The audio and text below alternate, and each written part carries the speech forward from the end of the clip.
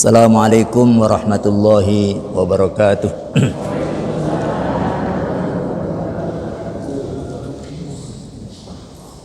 Bismillahirrahmanirrahim.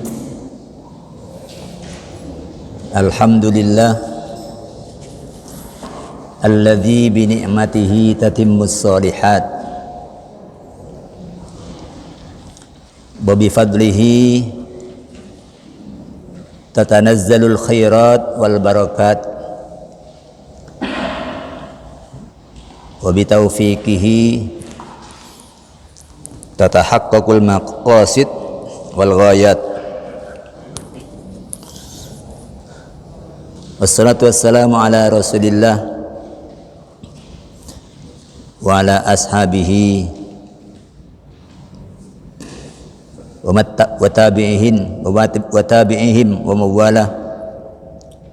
Subhanaka la ilma lana illa ma 'allamtana innaka antal alimul hakim. Allahumma arinal haqqa haqqan warzuqna husnat tiba'i wa arinal batila batila warzuqna husnat ijtinabih. Amma ba'du. Para jamaah, Bapak Ibu sekalian rahimakumullah, alhamdulillahirabbil alamin. Kita bersyukur kepada Allah Subhanahu wa taala. Rahmat Allah senantiasa menaungi kita semua. Hari ini kita sudah masuk hari yang ke-8 dari bulan suci Ramadan. Mudah-mudahan Allah Subhanahu wa taala terus memberi kita hidayah sehingga kita dapat menyelesaikan sisa waktu kita di dunia ini dengan penyelesaian yang terbaik. Kita tetap dalam iman Islam, tetap taat kepada Allah Subhanahu wa taala dalam menjalankan syariat-syariatnya. Amin Allahumma amin. Para jemaah sekalian, untuk kajian fikih Ramadan pagi hari ini kita kaji tema tentang hukum menjual makanan minuman pada siang hari Ramadan. Hal-hal yang berkenaan dengan ini itu pandangan yang berkembang di masyarakat itu bermacam-macam. Pada masa-masa yang lalu kita tahu ada di beberapa tempat yang memunculkan ketegangan. Dulu pernah ada seorang ibu pemilik warung makan di suatu kota menangis ketika dagangannya disita oleh aparat karena dianggap melanggar aturan tentang larangan warung buka siang hari pada bulan suci Ramadan. Ibu tersebut menangis sambil memohon kepada aparat agar dagangannya tidak diangkut. Namun aparat tetap mengangkutnya karena ada aturan dari pimpinan daerah. Itu hal-hal yang menggambarkan bahwa hal-hal seperti ini dalam kehidupan kita itu ada pandangan yang bermacam-macam. Baik, ini ada 3 item yang kita bahas pagi hari ini. Ya. Yang pertama, jual beli seperti kita tahu merupakan bentuk muamalah yang halal. Bahkan Allah di dalam surah Al-Baqarah 275 itu menegaskan wa ahallallahu al-bai'a wa harramar riba. Allah itu menghalalkan jual beli, wa harramar riba, dan mengharamkan riba. Jadi kalimatnya jelas dan tegas. Kecuali ketika adzan salat Jumat sudah dikumandangkan, Allah menyuruh orang-orang mukmin, ini pria sudah baligh, merdeka bukan budak, sehat dan mukim, tidak sedang ala safarin, tidak sedang dalam safar, posisinya mukim, dia tidak sakit, dia bukan budak, dia bukan anak-anak, dan dia laki-laki. Nah, itu suruh tinggalkan jual beli. Tapi itu sesungguhnya bukan hanya jual beli, segala bentuk kegiatan mencari penghidupan, apakah jual beli atau apapun yang lain, itu diperintah oleh Allah.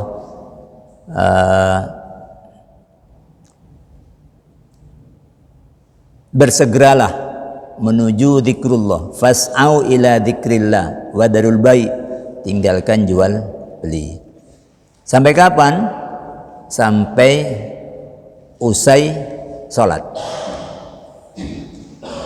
Kalau sudah selesai sholat, fa idza qudiyatis salatu fantashiru fil ardi. Kalau sholat sudah selesai, kembalilah kalian bertebaran di muka bumi. Wabtagu min fadlillah, segera jemput itu fadl, karunia Allah. Wadkurullah, tetaplah ingat kepada Allah, katsiran, ingat banyak-banyak, karena di muka bumi itu banyak faktor-faktor yang membuat orang lupa, ya. Kalau ketok sudah mau bati, wah itu kadang lupa. Hal-hal yang mestinya dijelaskan kepada yang beli nggak dijelaskan, wurung ini dijelaskan wurung, nggak situ. Ingat yang banyak kepada Allah, la'allakum tuflihun, supaya kamu itu menang, supaya kamu bahagia, jangan sampai kalah melawan diri kamu sendiri. Ini yang jelas ada keterangannya. Ya. Yang pertama. Yang kedua,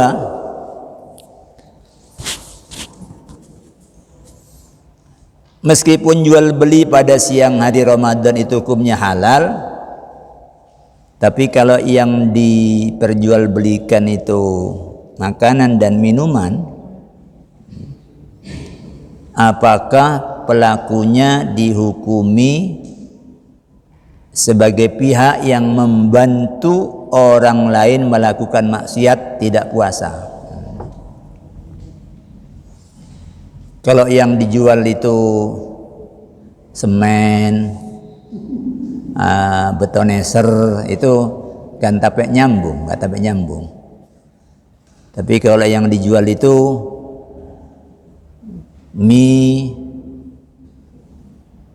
dawet, es campur, wah, itu kan nyambung dengan apa yang di siang hari orang-orang Islam itu diperintahkan untuk menahan diri tidak makan, menahan diri tidak minum. Nah, ini kalau ada orang jual itu, apakah pelakunya dihukumi membantu orang lain untuk tidak puasa, membantu melakukan maksiat?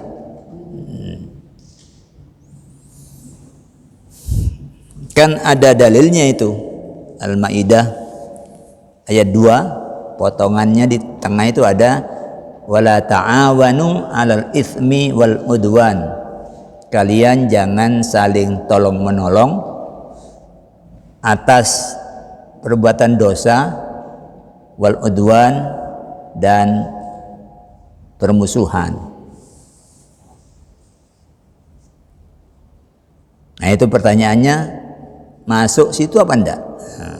Nah, ini ada pandangan yang berbeda. Setidaknya itu ada 3 pandangan yang berkembang mengenai ini. Yang pertama itu pandangan fikih yang menghukumi pelakunya sebagai pihak yang membantu orang lain melakukan maksiat tidak puasa.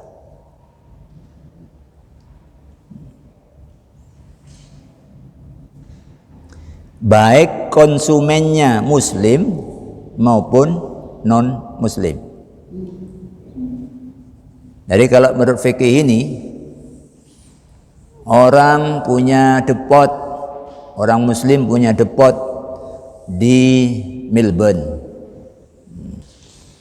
enggak tapi banyak orang Islamnya, atau punya depot di, katakan, Selandia Baru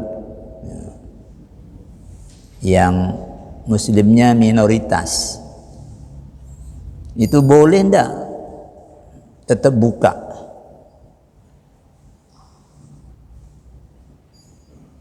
Atau punya depot di sebelah gereja, langganannya jemaat gereja yang jelas bukan muslim.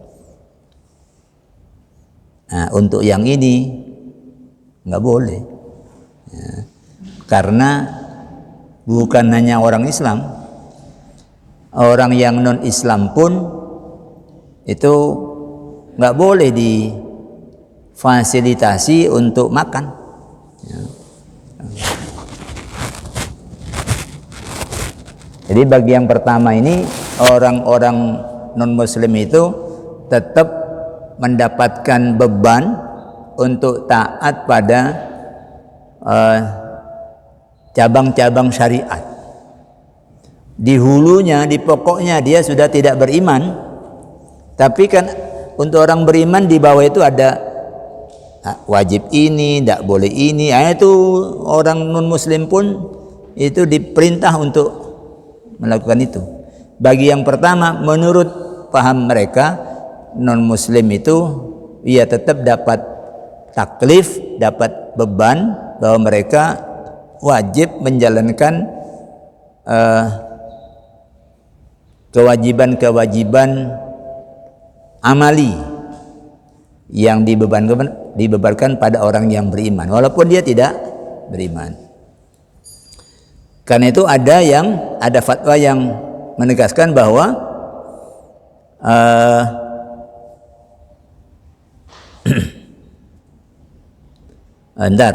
terkait ini ada fatwa dari Muhammad Ibn Shihab Ar-Romli, bi'annahu yahrumu 'alal muslimi, haram bagi orang muslim, ayyuskiyad dhimmiyah, untuk memberi minum orang kafir dhimmi. Orang kafir dhimmi itu orang kafir yang hidup berdampingan damai. Kalau itu di bawah pemerintahan Islam, ya dia tidak mengambil posisi memusuhi atau memerangi, ya, itu kafir dhimmi. Itu menurut beliau ini haram orang muslim memberi minum kafir dhimmi fi Ramadan, di bulan Ramadan, bi'iwadin, baik dia mendapatkan kompensasi kayak jual, ya, minuman 1 gelas 5.000 dia dapat, au wairihi, atau tidak. li'anna fi dzalika i'anatun ala ma'siyatihi, karena dalam perbuatan ngasih minum itu ya, itu terkandung makna bahwa dia membantu yang bersangkutan melakukan maksiat. Melakukan maksiat. Ini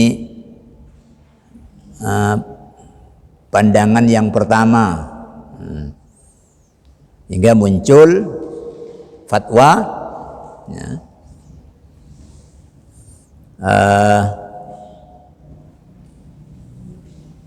bahwa warung di sang hari Ramadan itu wajib tutup.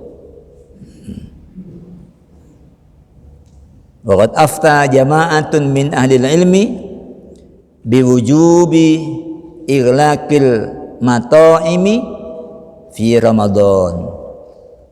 Jadi segolongan ulama dengan pemahaman seperti ini lalu memfatwakan wajibnya ighlaqul mata'im, wajibnya menutup warung-warung fi nahari Ramadan, pada siang hari Ramadan.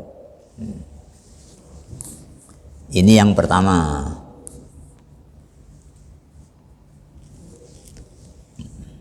Tapi ada fikih yang kedua.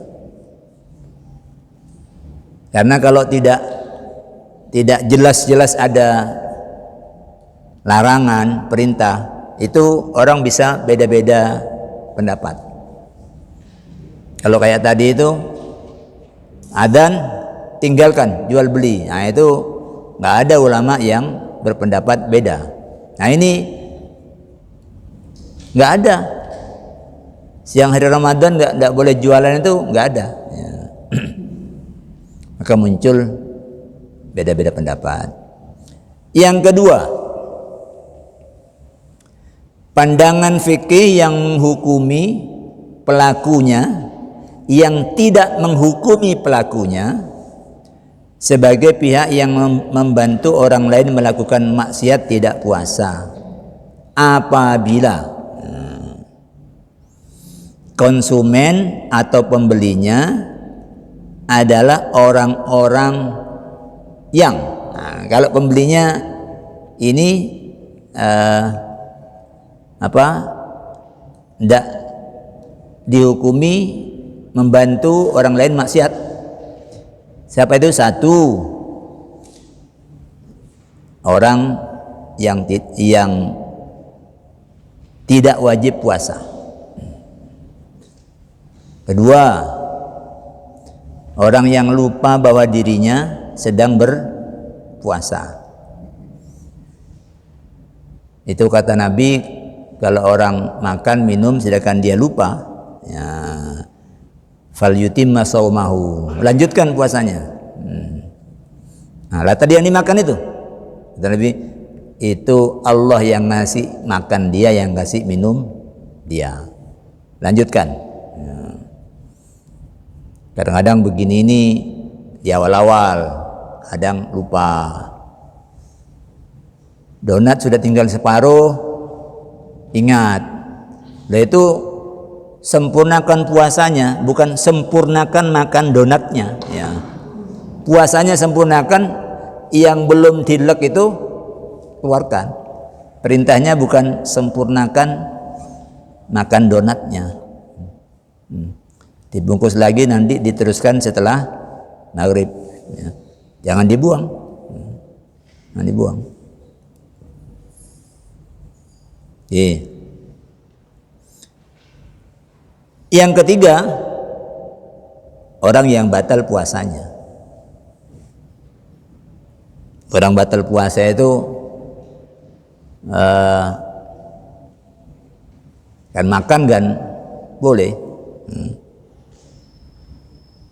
Apa misalnya orang pingsan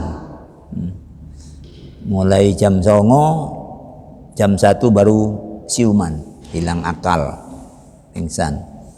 Nah itu ngombe nggak apa-apa itu ya. Nah orang yang tidak puasa ini banyak golongannya ya. Ada 11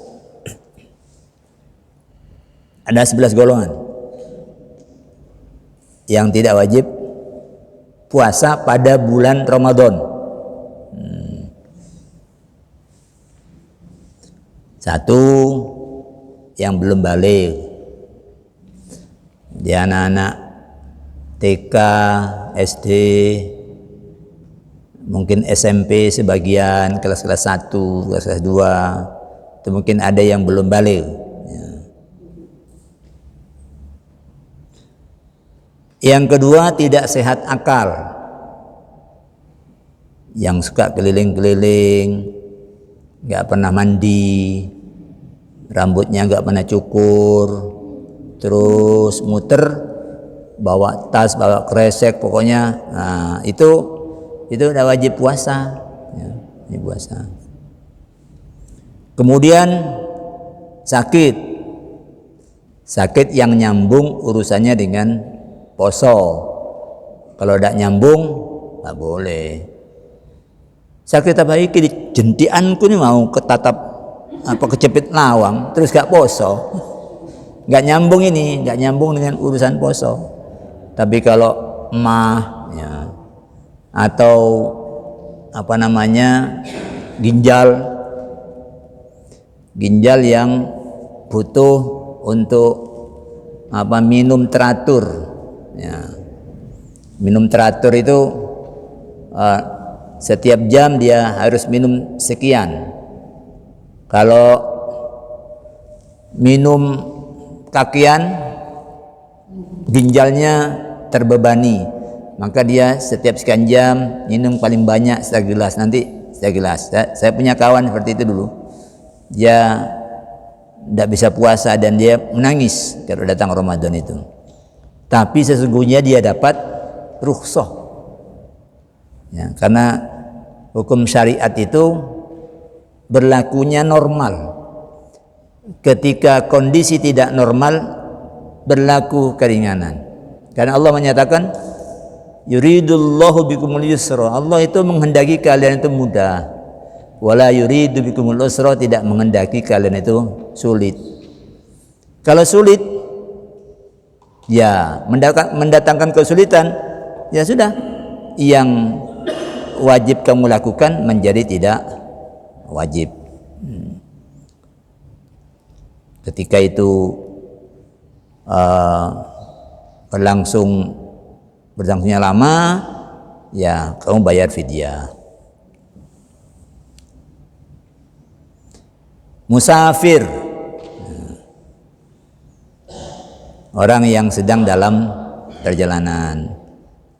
Yang banyak musafir itu di terminal, di bandara, di pelabuhan, itu banyak musafir. Jadi ini bagian dari sistem Islam membebankan syariat itu dengan cara yang tidak memberatkan. Yang keempat, haid. Ini tidak setiap orang ini. Kalau yang pakai kopiah tidak bisa bilang, loh kok rokokan? Aku haid.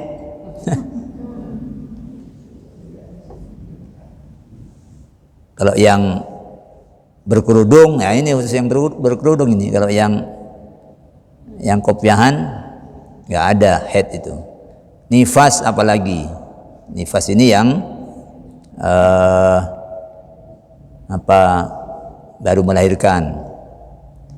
Kemudian hamil ini kan lama ini, bisa 9 bulan lebih ya. Yes, pokoknya hamil. Tidak ada keterangan ini hamilnya muda atau ini setengah tua, lah nggak ada ya. pokoknya hamil ya.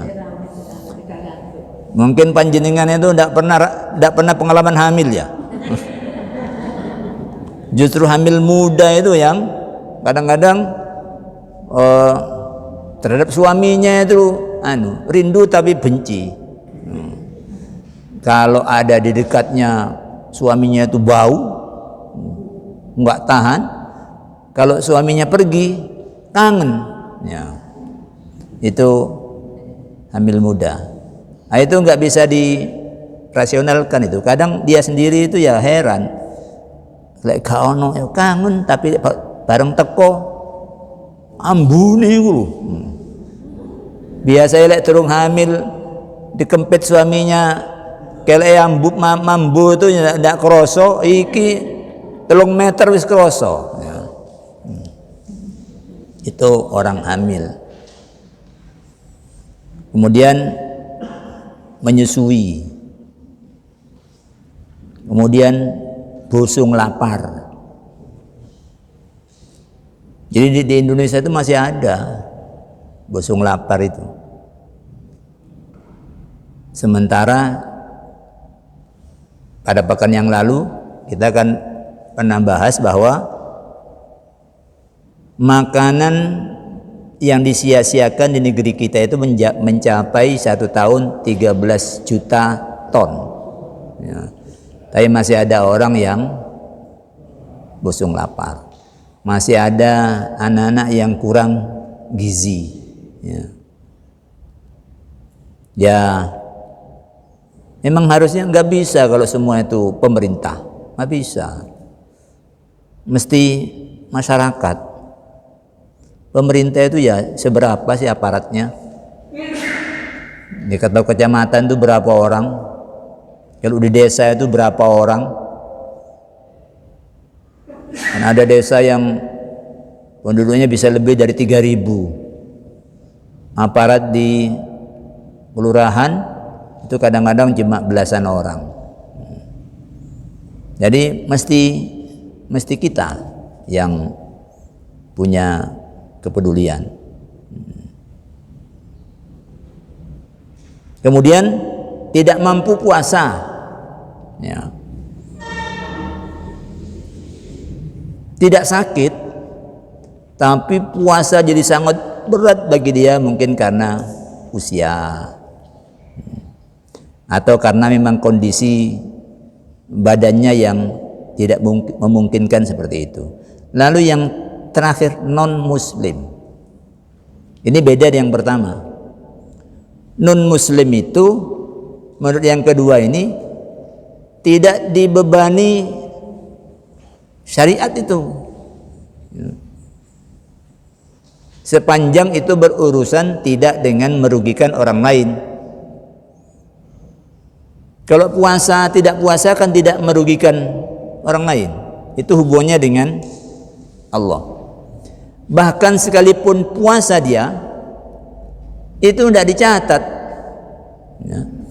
Habitat a'maluhum fid dunya wal akhirah, itu amalnya gugur, tidak direken karena dari pangkal dia sudah tidak nyambung, nggak nyambung. Dia melakukan itu bukan karena Allah. Andaikan melakukan, itu melakukan karena dirinya sendiri, karena nafsunya, karena kepingin bentuk badannya tetap langsing, dia poso. Ini bukan poso karena menaati perintah Allah. Jadi tidak ada gunanya. Orang tidak beriman itu amalnya putus, gugur ya, gugur. Dan Allah menyatakan ulaika ashabun nari hum fiha khalidun, mereka itu adalah penduduk neraka dan dia abadi di sana. Jadi bagi yang kedua, non muslim enggak, muslim enggak. Tapi kalau merugikan orang ya kena, nempeleng orang, wah ya itu kan ngerampok ya. Tapi kalau hubungan vertikal dengan Allah, itu lakum dinukum waliyadin. Kan kita sudah, ya kamu tidak ada syariat puasa bagi kamu, ya monggo aja, monggo. Ya. Ini menurut yang kedua. Jadi tidak tergolong orang yang membantu pihak lain melakukan maksiat tidak puasa kalau konsumennya orang-orang yang tidak wajib puasa, orang-orang yang lupa kalau dia sedang berpuasa, atau orang yang batal puasanya. Nah, kalau yang wajib poso, nah itu menurut yang kedua ini dihukumi membantu orang lain melakukan maksiat dengan tidak berpuasa. Oke. Misalnya tonggone dhewe tuku andok, ya. Nah itu kan tahu dia, oh berarti dia ikut membantu pihak lain. Ini yang kedua. Yang ketiga, ini yang palingan ini. Oh kok yang ketiga sih? Iya. Yang kedua ya, iya yang kedua. Oke. Lalu yang ketiga, lepas dari variasi pandangan di atas, ada dua hal yang penting untuk ditimbang.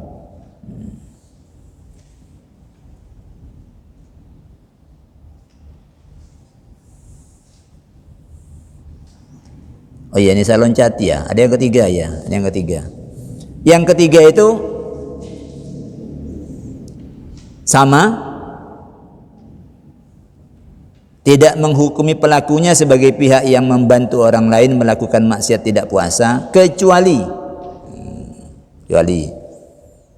jika ia tahu bahwa calon konsumennya ini adalah orang yang wajib puasa yang akan membatalkan puasanya tanpa udzur syar'i dengan mengkonsumsi makanan yang akan dibelinya. Ya. Kalau yang begini dia dianggap membantu. Puasa jam-jam 11 dia lewat kok ada aroma soto enak ini, terus mampir, sotomu ku enak ini, ambune aku malah kepengin batal no poso iki. Ojo, kalau itu jangan ya, kalau dia tahu ya. Tapi jadi yang namanya membantu itu melibatkan niat untuk ke arah yang sama. Kalau tidak, itu namanya bukan membantu. Nah, ini dia tahu, dia mau batalkan puasanya, padahal dia tidak ada udzur untuk itu. Ya. Tidak ada udzur. Tapi kalau ada udzur syar'i, misalnya perutnya kembung, emaknya kumat, ini harus diisi. Nah, itu namanya dia ada udzur syar'i. Ini enggak, cuma kok koyo cendol ku enak sampai nih. Aku tak batal no. Nah, itu yang begini namanya dia bantu. Dia memungkinkan orang untuk melakukan maksiat. Tapi kalau tidak seperti itu, orang itu pancen tidak poso. Orang itu memang tidak poso, tidak puasa. Ya namanya bukan membantu, wong dia memang sudah maksiatnya sudah dimulai dari subuh. Orang tidak puasa itu tidak butuh makan loh ya. Orang sudah niat hari ini aku tidak poso, itu sudah maksiat. Dia sudah, jadi tidak harus makan orang tidak puasa itu. Dengan sengaja berniat tidak puasa, maknanya dia sudah melakukan maksiat. Tadi aku tidak poso hari ini, tapi saya belum makan apa-apa, itu puasanya sudah nggak ada. Karena kata Nabi, malam yujbis sauma qabla al-fajr fala siyama lahu. Barang siapa yang tidak meniatkan puasa sebelum fajar, maka tidak ada puasa buat dia. Artinya untuk maksiat itu orang tidak butuh makan, dengan niat aja dia sudah maksiat. Loh, kalau kemudian dia beli sarapan, wong dia pancene sudah maksiat, ya tidak masalah. Dia yang jualan itu tidak katut terlibat. Nah, tapi kalau yang jualan itu terlibat, aku pingin batal no, tapi lek soto sampean, lek soto liane aku enggak. Ya berarti kalau dia, ayo pirang mangkok, ini berarti dia terlibat. Ta'awanu itu maknanya saling membantu. Kalau tidak seperti itu, tidak. Nah, ini 3 fikih. Ada yang sangat keras, ada yang tengah-tengah, ada yang longgar. Ada yang ketiga, nomor 3, ini komentar saya tentang ada 2 hal yang penting ditimbang kaitannya dengan ini. Pertama, penjual makanan minuman itu bukan cuma warung. Karena yang ada di kita kalau makanan minuman itu warung, bukan hanya warung, tapi juga toko. Toko itu kan ada yang jual biskuit, toko itu ada yang jual mari. Jangan dikira makanan itu hanya ada di warung. Ada yang jual es krim. Apa kira ndak warung makan apa roti? Ya. Jadi bukan hanya toko, tapi ada toko itu ada yang online, ada yang offline. Ya. Ada pasar, supermarket, dan semacamnya. Loh, kalau warung wajib tutup, maka semua yang menyediakan apa saja yang membuat orang itu tidak puasa, ya wajib tutup. Kalau di supermarket itu kan semua ada, sayur ya ada, telur ya ono, roti, aneka macam itu. Oh, aneka minuman, mau susu, mau yogurt, wah ada semua. Dan seger-seger, karena ada di lemari pendingin. Itu kan ada semua. Kalau warung tutup, konsekuensinya yang lain wajib tutup. Termasuk depo air isi ulang. PDAM harus mati. Karena orang bisa ngombe kan. Kan ke PDAM kan sama aja juga beli. Ini apa namanya? Kalau tutup jangan hanya warung. Semua yang membuat orang punya peluang untuk makan, minum, itu ya wajib tutup juga. Satu. Yang kedua, waktu tutupnya tidak cukup siang hari. Tidak cukup siang hari. Ya. Waktu tutupnya itu. Kenapa? Karena orang bisa beli di malam hari untuk persiapan tidak puasa besok. Kan gitu. Untuk misalnya belinya itu sahur, ada warung yang beli untuk sarapan. Tidak bodoh ya. Kalau ya, orang beli roti malam hari untuk besok, sang mulai budal kantor, nah makan roti. Ya. Artinya kalau sudah menyangkut begini-begini ini, itu kalau dipahami dengan dangkal-dangkal, akhirnya kehidupan ekonomi jadi harus berhenti, kecuali orang yang jualan pasir, yang jualan obeng itu, lalu kebun-kebun itu harus ditutup. Nanti kalau ada mangga yang mateng, nah itu orang bisa gak poso. Jadi begini loh, makan minum itu urusan kehidupan. Sehingga kalau ini terus mau dikait-kaitkan dengan maksiat, wah, kita menjadi susah. Saya misalnya punya bapak, punya ibu, agamanya tidak Islam, itu fakir. Menurut agama itu tanggungan saya, walaupun bapak ibu saya tidak Islam. Poso, opo saya hentikan,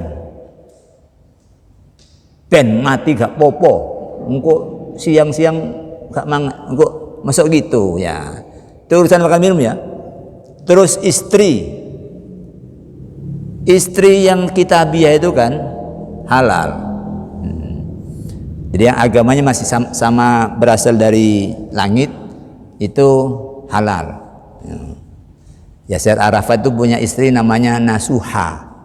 Itu ketika itu dia masih kitabiah, masih beragama Kristen. Yasir Arafat yang terkenal itu. Sekian tahun kemudian dia jadi mu'alaf. Dan itu kalau puasa menjadi tidak wajib, ngasih dapur-dapur dikunci, kulkas dikunci, kau oleh mangan awakmu. Nah, apa ya begitu? Kalau urusan asal ngasih makan orang kemudian dianggap berkontribusi atau berserikat agar dia maksiat. Jadi urusan-urusan yang seperti ini nanti kalau dokter ada pasien datang, tahu kalau pasiennya itu PSK, sakit, dokter terus bilang, iki dek sakit kan gak iso maksiat iki, engko lek tak obati, loh maksiat mana? Loh apa dokter kemudian enggak mbak ya. Apa ya begitu? Karena urusan hidup itu wajib dijaga, orang itu kehidupan dijaga, kesehatan dijaga. Soal orang maksiat itu sama, kita juga setiap hari maksiat. Setiap hari kita maksiat. Orang anak Adam itu enggak ada yang tidak maksiat. Entah maksiat mata, entah maksiat mulut, entah maksiat jari, itu kan maksiat. Lalu nanti yang jual HP itu ikut karena yang make itu lalu dia posting gambar film gambar-gambar buka aurat, lalu sing dodolan HP melok dianggap berserikat. Nah, ini jadi ruwet kalau seperti itu. Nah, jadi biarlah, kalau kemudian tidak kayak tadi itu, aku jane poso rek, tapi lek delok masakan sampeyan aku malah kepingin mangan ini. Ya. Nah, yaitu baru, ayo tak cepakno. Nah, kalau ini namanya dia berserikat. Ya, kalau tidak, ya nanti beragama jadi berat. Karena setiap yang dilakukan kita dikaitkan dengan maksiatnya orang itu. Orang belanja ke kita itu tidak harus ditanya loh ya. Orang tidak perlu nanya, iki sampean duitnya nyolong apa? Nah, nggak perlu nanya. Kalau sampai ke situ kita nggak bisa hidup. Jadi sopir, terus setiap mau kemana pak? Saya mau ke gereja depan. Gak iso. Nggak perlu seperti itu, ya, nggak perlu. Sehingga dalam muamalah, kenapa orang diperkenankan muamalah itu tidak ada urusan dengan agama? Orang kerjasama itu, orang loh nanti kerjasama dengan saya, untungnya sama dia terus dipakai untuk ke gereja. Loh, kalau seperti itu nggak bisa urip. Jadi agama ini tetap dalam apa namanya, hal-hal yang mudah ya. Baru kalau niatnya bareng ya, bareng ini namanya baru berserikat. Aku konco aku mangkel, aku ditagih ya Pak antemi ayah aku tapi aku gak melok ngentemi ya, cuma aku sing cukup waktu ya. Ini namanya berserikat, Kalau orang cuma jual batu, dia beli, aku gak akeh ini ya apa, sak geledek, lu ternyata batunya dipakai untuk gempur kocenya orang, itu tidak berarti yang jual batu ikut berserikat. Jadi para jemaah sekalian, ini hal-hal yang berkenaan dengan soal-soal yang selalu di bulan Ramadan muncul. Mudah-mudahan manfaat. Kita tutup pertemuan kita dengan alhamdulillahirabbil alamin. Assalamualaikum warahmatullahi wabarakatuh.